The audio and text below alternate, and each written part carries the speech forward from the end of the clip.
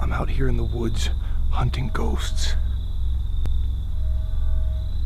Now I'm just kidding, I'm in my backyard testing out this new lantern. And actually, it's pretty good. I mean, out here it's plenty bright. Of course, in here with all the lights on, they don't seem that bright. But yeah, out here it's not bad. Not bad at all. Especially for the price.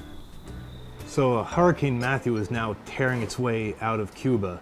And I'm not the type that usually panics. I mean, well, I never panic. I don't like clean out the supermarket or stock up on water or anything like that. And I'm in New York, so I probably won't even get hit by this hurricane that'll turn into a tropical storm and be no big deal by the time it gets here. Hopefully it veers off into the Atlantic and doesn't hit the United States at all. But anyway, I was on Amazon. I saw a lightning deal for this 4-pack of lanterns for 20 bucks. And for $5 a piece, I mean, that's not bad for lanterns. I'm still kind of hurting from tropical storm, superstorm, whatever it was, Sandy, where we lost power for almost 2 full weeks. And we just had flashlights and I had a generator, but when that wasn't running, we didn't have much light. So still kind of sore from that. So I figured, why not get some lanterns? And hopefully this review will help some other people out who might be stocking up right now. I mean, I don't know if you get them in time if you order them now from Amazon, but here you go. So first of all, these come with batteries. I didn't even realize that when I ordered them, but the bottom unscrews and it comes with, I mean, they're the real cheap type, but 3 AA's. I would definitely stock up on other ones because I doubt these are gonna last too long. And there's no switch or anything else on the outside, it's just these 2 handles, and when you pull up on them, the light turns on. When you push it back down, it turns off. And for the Star Trek nerds out there, it's kind of like the dilithium chamber, you know, on the Enterprise.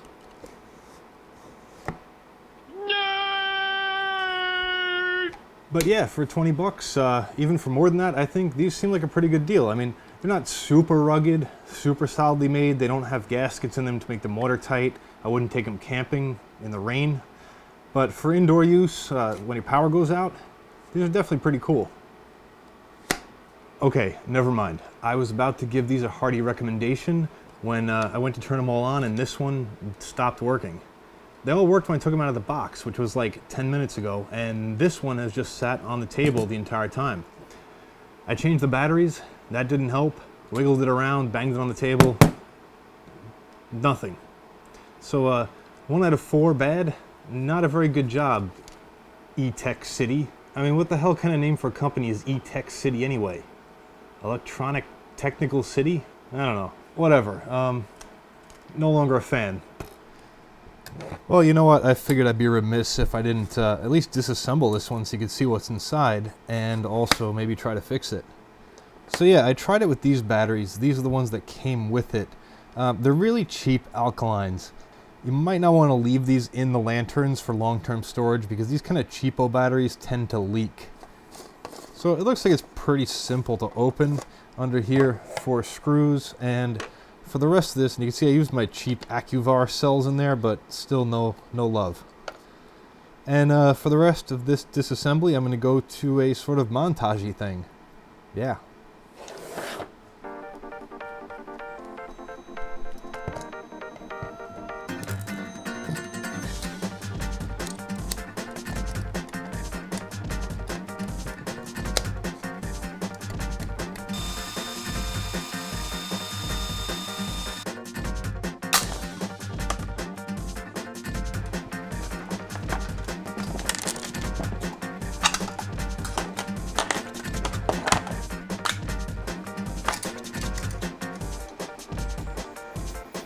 Okay, so I was a little more violent with it than I had to be because I didn't realize this top part unsnaps from here and would have given me access to the nut that held on this bolt that holds the whole thing together.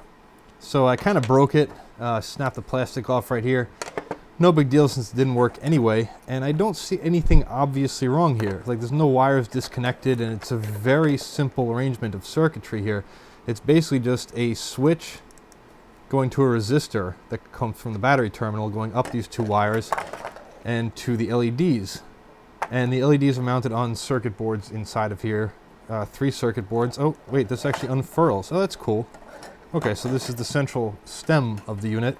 Opens up, and here are the circuit boards. It looks like the LEDs are all wired in parallel in each of these segments, and the segments are all wired in parallel to each other. It's like a couple of jumpers on here. These tracks don't look that good. Yeah, these look like really cheap, poorly made circuit boards. I mean the tracks are actually worn away in some spots. Very shoddy workmanship. I mean, it's kind of a clever design, but all the solder joints look like they're cold joints. The whole thing just looks badly made. I'm not impressed at all. I mean, for the price, what do you really expect? And this base plate is what rides up and down inside of here. And inside the barrel, there are two tracks there, which these little bumps ride on. And these have O-rings around them, and the O-rings are to provide friction against the sides so that it doesn't just like fall back down. So when you kind of need to exert a little bit of force to open and close it, that's just O-rings riding against the inside of these two tracks, which, I mean, eventually they're going to wear out, I'd imagine, and just break, and then these things are just going to, every time you try to open it, it's just going to collapse right back down. So, I don't anticipate these lasting a long time. And I'm still not sure what's wrong with this one because, like I said, there's nothing obvious. I'm going to throw the batteries back in here and just see. Yeah, so no voltage going to the circuit board. Yeah, I don't know where the fault is. Maybe it's with this switch. Let me change it over to continuity. Oh, yeah, it's the switch. Because when I bridge the switch, the lights actually turn on. Okay, so this switch is the faulty component. Oh yeah, there you go. See, if I wiggle it, if I really pound on it, it does light. So, like I said, a really crappy solder job in here. I mean, the solder pads for this switch are only half covered with solder. So there could be a gap in there, it could be those joints, it could be internal to the switch itself, but presumably by replacing that, you could fix this unit. But since I already kind of destroyed it, I'm just going to save these LEDs for another project or something, and sort of call this a loss. But anyway, if you're wondering what's inside one of these, there you go. Hopefully that answers that question. Well, anyway, thanks for watching. I'm Scott. To find out more about this and other products, check out my blog at s.co.tt or subscribe to my channel. And also check out my other channel, scott.extras, if you want. I mean, you don't have to. Or whatever.